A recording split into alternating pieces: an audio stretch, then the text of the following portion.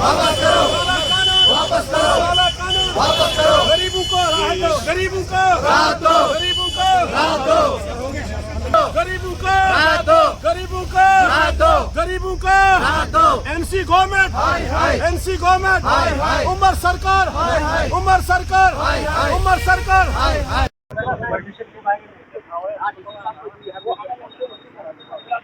देखिए, जो बेतहाशा इजाफा किया गया बिजली बिलों में गरीबों के लिए एक मुसीबत है। इस वक्त आप देखते हैं कि पूरी जम्मू कश्मीर के लोग हैं इस वक्त बहुत से मसाइब के शिकार हुए हैं। हमारे बागों के नुकसानात हुए हैं, जो हमारी रीढ़ की हैसियत मैशियत में हमारी रीढ़ की हैसियत रखते हैं वो बर्बाद हो गया, नागहानी आफातों से बर्बाद हो गया। दूसरी तरफ हमारे ऊपर लटकी हुई तलवार है जो बेरोजगारी है, जिसमें रोज़ बरोज़ इजाफा हो रहा है।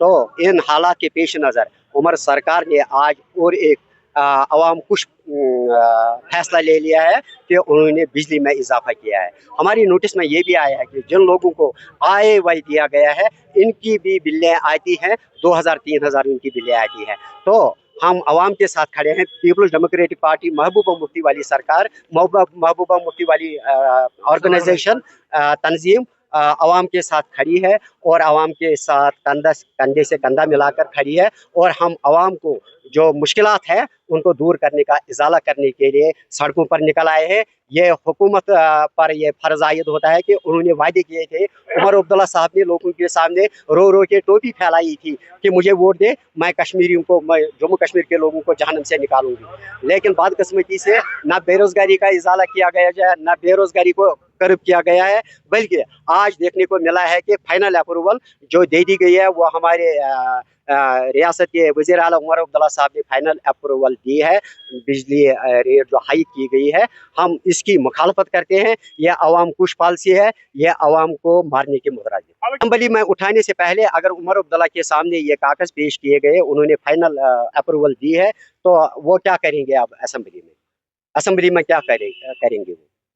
तो हालांकि नहीं, उनका अपना प्रोग्राम हुआ करता होगा, तो हम अपना प्रोग्राम निभाएंगे पार्टी के लाहे अमल के मुताबिक, पार्टी की पॉलिसी के मुताबिक हम उसी पर अमल पैरा हो जाएंगे जो पार्टी के हाई कमांड की तरफ हमें हिदायत मिल जाएगी। मुद्दा और मकसद खाली यह है कि उमर सरकार को हम ये याद दिलाए कि जो उन्होंने अपना मैनिफेस्टो ड्यूरिंग इलेक्शंस दिया था, कि उसमें खाली ये बोला था कि हम 1 लाख जॉब्स जो यूथ को दिए जाएंगे, तो वो अभी तक 1 लाख जॉब्स अभी उन्होंने यूथ को नहीं दिए।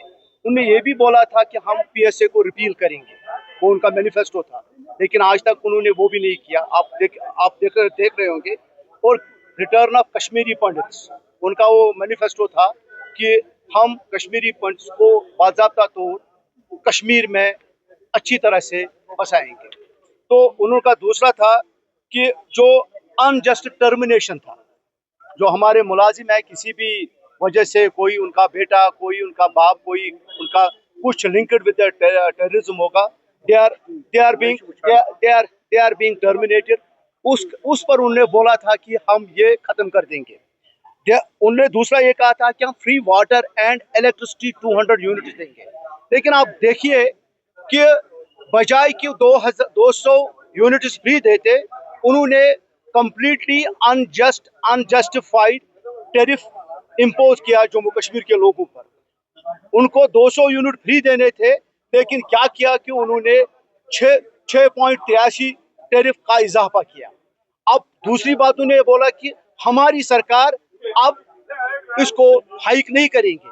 लेकिन हमें ये जरूरी आपके माध्यम से उनको ये बोलना है कि आप लोगों की सरकार मुस्लिम, हमारे जो कौम कुछ पॉलिसीज अपना रही है, उनको खत्म कीजिए।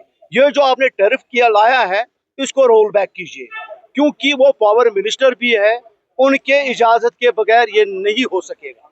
तो मैं ये कह रहा हूँ कि ये सारी कारिस्तानी क्योंकि लोग परेशान हैं। अभी हमारे डिस्ट्रिक्ट प्रेसिडेंट साहब ने अभी बोला कि लोगों की परेशानी इतनी है कि आए हुए शेड्स जो है उन पर भी बिल 2500-3000 रुपया आता है। ये कैसा कानून है?